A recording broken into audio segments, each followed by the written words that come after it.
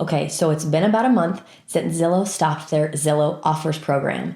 And I really want to talk about this today because I want to dispel any rumors or any myths that anybody else is reading or hearing about out there, at least in the Phoenix, Scottsdale area. But what I really want to hear is, what are you guys hearing? What are you seeing? Let's talk about that in the comments down below. I really want to hear about it.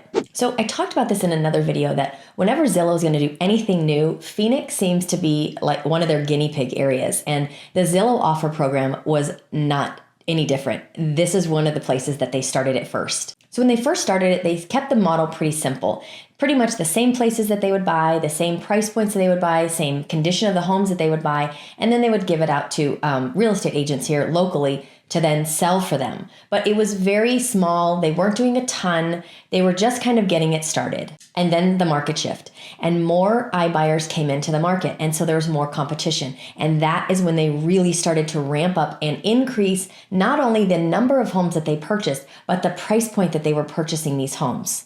So in the Phoenix area, the iBuyers have about a 5% market share in the overall real estate market here in the Phoenix area. So I'm going to back up just in case you haven't heard. Early November, Zillow said they were going to pause all of their home buying efforts. And then about a week later, they came out and they said they are stopping it completely. They were no longer going to be doing their Zillow offers program, which was the home buying process that they had been doing for so long. Zillow's CEO, Rich Barton, said, fundamentally, we have been unable to predict the future pricing of homes to a level of accuracy that makes this a safe business to be in. So Zillow was buying so many homes. They were putting them back on the market, but at such a loss that in the third quarter, they recorded a $381 million loss. So I cannot help but just pause here for just a second because of this comment. They are unable to predict what the future pricing will be at any level of accuracy. Isn't that what they built their entire business on, the Zestimate of predicting what home prices were going to sell for? I mean, that was their entire model. Now, I can't tell you how many times I've been sitting in a home with the seller and they bring out their Zestimate, or maybe they don't bring it out, but I know they've looked it up because I look it up too. And they tell me what the price is, and they really feel strongly about that is the price. Now, sometimes I'll be honest with you, sometimes the Zestimates, they're too low. And when I tell seller, I'm like, gosh, you know what? That's too low for your house. I think your house should be priced higher. And then on the flip side, of course, the Zestimate is priced too high and the house really needs to be priced lower. But what I will always show the client is where in Zillow it shows their grading system. It shows how accurate their Zestimates actually are. You have to dig a little bit, and not many consumers know where they are. But I will always show my client that because I promise you, if you've seen any of my other videos, I like to go to the data. The data does not lie. They show it right there in the back end of their Zillow website of what the accuracy of their home Zestimates actually are. The sellers are often surprised. Here in the Phoenix area, they get about a D average, which it's not great. And that's what they built their business model on. And that's what they're saying they can't do to continue their Zillow offers program. I don't know about you. It's a head scratcher. So here's what I've been seeing with the homes that Zillow actually purchased. As I'm driving around, of course, I'm seeing the signs. I probably see them more than you do because it's just something that I see all the time. But I notice where these signs are, where the homes are located. Oftentimes, they are not in highly desirable locations, on a corner of a busy street, backing a busy street, in a neighborhood that might not be as desirable. All those things factor into the price. Now, if you, again, look back at what they stated, they were oftentimes buying these homes at 105% of the market value.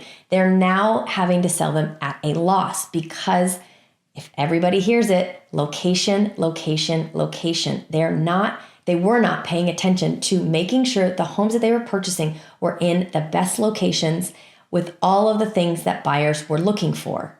Now, I've also walked into some of these homes with my clients, and we know that they're a Zillow home, but we just kind of say, let's just compare. We're using them as a comparison, but we walk in, we know they've closed about a week earlier and it's back on the market. They've had no paint, No recarpet, no nothing. Sometimes they're not even cleaned. Now, I don't want to say that this is specific to one iBuyer because it's not. It really does run the gamut across all iBuyers. But they're buying these homes for top dollar and they're wanting to flip them as fast as possible to get that cash back out. Now, I know when our market was crazy, hot, fire, insane, we're still insane. But I mean, when it was bananas about 4 to 6 months ago, that was okay. People were buying those homes because our inventory was so low and there was nothing else out there for them to buy. So it was okay. People were buying these homes. That is not really the case today. Now, I don't want to say that our market is still not crazy hot on fire because it is. However, it has shifted just a little bit to make buyers just take pause on some of these really, really inflated prices a week after they have closed on the house.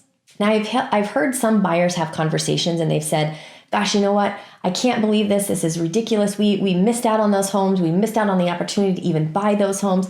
Keep in mind, these sellers are going directly to these iBuyers. So they were never on MLS. They were never open to the public for some of these buyers to even get an opportunity to buy them. However, the iBuyers are purchasing them with cash and then putting them back on the market. And at that point, the buyers have the opportunity to buy them, of course, at the higher price. The real reason why these sellers are doing this is because they really needed a quick, easy cash sale so that then they could move on and buy their next home without it being contingent. Because again, back to our crazy hot market, sellers are not taking contingent offers. Very seldomly are they taking contingent offers. Therefore, this was a very easy way for them to get a cash offer, close quickly, determine their own close date, and be able to move on and purchase their next house. However, it wasn't as easy as it always sounded. If you really talk to some people that use these companies, the fees that they had to pay, everything behind the scenes, it wasn't always as easy as it was made to sound. I can personally tell you that I have sold a home for a seller of mine that did talk to one of these iBuyers. We had all the numbers in front of us. And in reality, we got her a higher price, all said and done, than one of these iBuyers was going to get her. So as much as it sounds like a convenience to just sell it for cash, I just don't understand sometimes why some of these sellers are leaving money on the table, paying these huge convenience fees for these iBuyers just to get the deal done when they are leaving money on the table sometimes. And now we've got buyers that are reading these articles about Zillow now losing money. And so they're thinking, oh my gosh, Zillow is desperate. I am going to go in there. I am going to lowball these guys and I am going to get a steal. Not so fast.